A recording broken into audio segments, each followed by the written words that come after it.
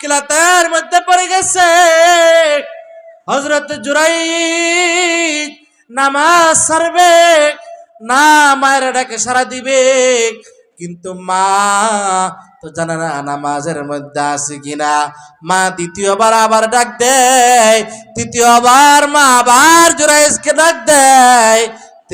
তিনবার জুরাইজ মাকে ডাক দেওয়ার পরও জুরাইজ তার মায়ের ডাকে শুই না, তার মার ডাকে সাড়া দেয় নাই।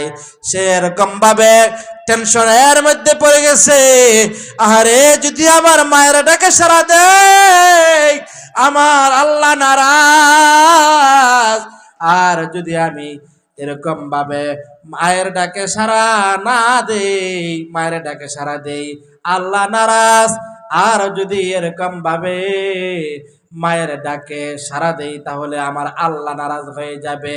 দুইটার একটা আমাকে কি করব? না আল্লাহকে সন্তুষ্টি করব, না মায়ের সন্তুষ্টি অর্জন করব। জুরাইজ বিপদের মধ্যে পড়ে গেলেন। অথচ আল্লাহর পয়গম্বর হাদিসের মধ্যে জানায় দেয়, রিদর রব্বি রিদল ওয়ালিদি ওয়া সাখাতুর রব্বি ওয়া সাখাতুল ওয়ালিদি।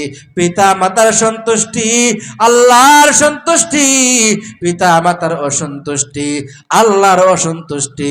অন্যত্র হাদিসের মধ্যে আল্লাহর পয়গম্বর জানায় দেয়,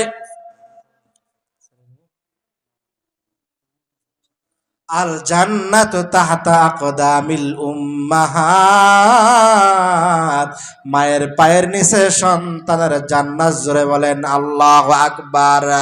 হাদিসের মধ্যে আল্লাহর পয়গম্বর বলেন মায়ের পায়ের নিচে সন্তানের জান্নাত। অন্যত্র হাদিসের মধ্যে বলেন রিদর রব্বি রিদল ওয়ালিদি ওয়া সাখাতুর রব্বি ওয়া সাখাতুল ওয়ালিদি। পিতা মাতার সন্তুষ্টি আল্লাহর সন্তুষ্টি। এবার জুরাইজ বিপদের মধ্যে পড়ে গেছে।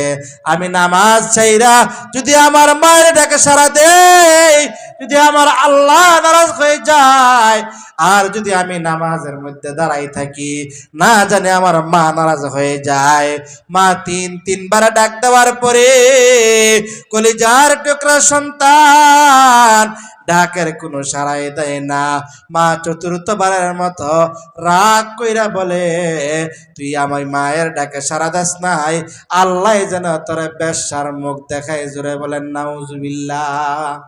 মা নারাজ হইয়া বলে, আমি মায়ের ডাকে সাড়া দেও নাই, আল্লাহ তাআলা যেন তোমাকে বেশ্যার মুখ দেখায়। মোহতারাম হাজিরিন, অল্প কয়েকদিনের